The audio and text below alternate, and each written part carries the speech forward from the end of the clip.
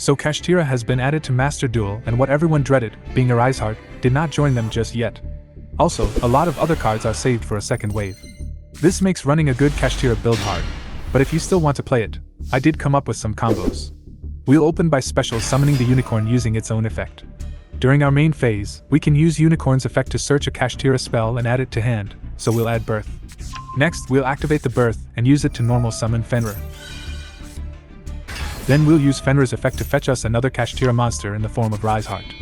Next we'll overlay Fenrir and Unicorn to exceed summon Shangri-Ira. With still a Kashtira monster on field, we can special summon Riseheart by its own effect, and since it is summoned this turn, we can banish a card from our deck to banish the top 3 cards from the opponent's deck face down while setting its level to level 7, and we'll banish the Ogre. Since cards are banished face down, Shangri-Ira will trigger, allowing us to lock a monster or spell/trap zone from our opponent. Now we'll use Birth's second effect to special summon the Ogre to our field, and use its effect to fetch us a preparations, and might as well set it before we'll forget. With the 2 level 7s on board we'll exceed summon number 89, Diablosis the Mind Hacker. Then we'll use its on-field effect to banish 1 card from our opponent face down. This will trigger both Shangri-Ira and the Mind Hacker, and we'll use Ira as Chain Link 1 and the Mind Hacker as Chain Link 2. Hacker will banish more cards face down whilst Ira will lock another zone. Since the Hacker banishes more cards, Ira will trigger again, allowing us to lock a 3rd zone. So we'll end our turn with 3 zones locked, whilst also having a look at the opponent's extra deck. During the opponent's standby phase, Shangri-Ira can special summon a Kashtira from our deck, so we'll bring out our second Fenrir, and we might as well flip over preparations.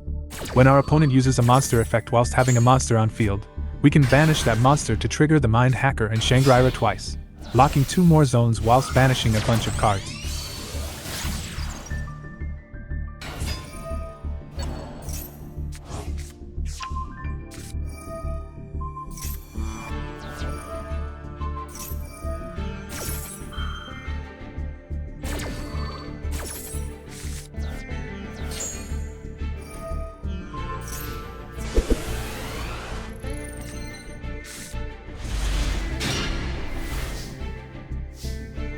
Similar as before, we'll start by special summoning the Unicorn and use its on-field effect to add a Birth to our hand.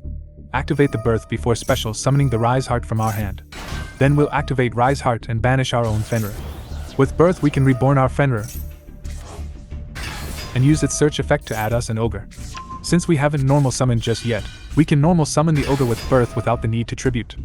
With Ogre on field, we can use its effect to add us a preparations from our deck, which we can again set immediately. Now we'll summon our Exceed monsters, starting with summoning Shangri-Ira,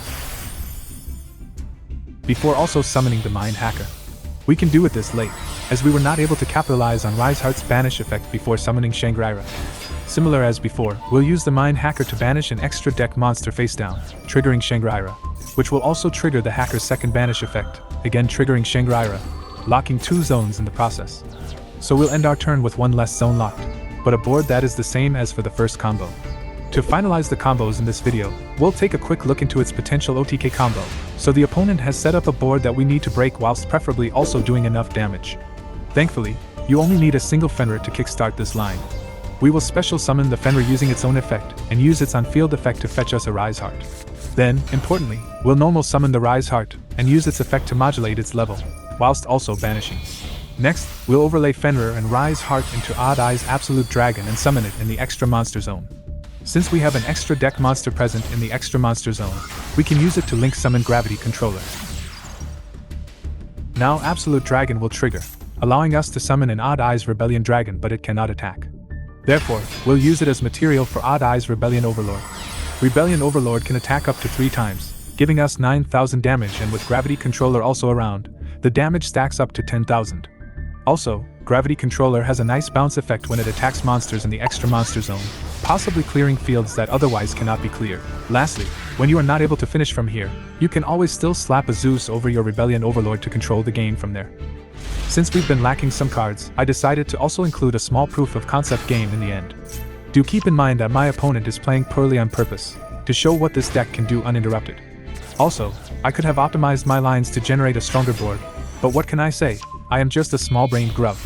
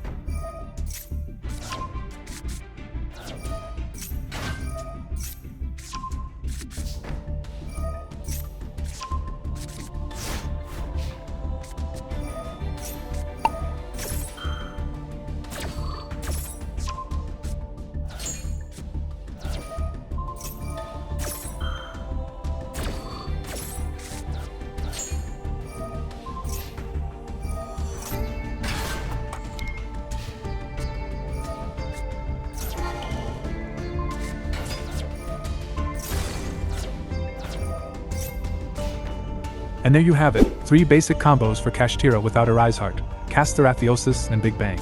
Since the deck is new and incomplete, it is not optimized just yet. There are several supplementary builds you can go for. I opted to go for a combination with Dogmatica to put emphasis on its control style, but there are other options, such as playing Kali Yuga, include a small Raid Raptor package, run the Adventure Engine, or go for Tomahawk Turbo. Also, there are some options to increase your level 7s on board, for example, Astro Curabo, or Instant Contact. Time will tell if any of these variants hold up, but when a Riseheart arrives, Kashtira will turn to favor a purer build. Hope you've enjoyed this video, and if you need anything else to watch, let the YouTube algorithm introduce you to some videos that are put on your screen about now. Happy viewing!